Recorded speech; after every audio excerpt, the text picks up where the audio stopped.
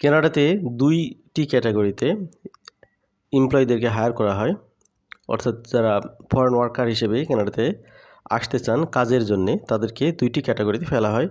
একটি হচ্ছে লো wages category আর একটি হচ্ছে হাই ওয়েজেস ক্যাটাগরি।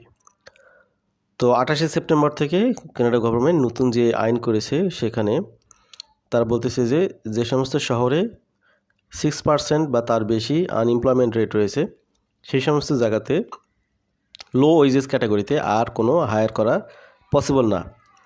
তো কানাডার যারা এমপ্লয়ার তারা এখন হায়ার করতে পারবেন যারা হাই ওয়েজেস ক্যাটাগরিতে জব করবেন বা এই ধরনের যে সমস্ত ভ্যাকেন্সি রয়েছে সেগুলোতে হায়ার করা যাবে, সে জায়গাতে কোনো ব্যারিয়ার নেই।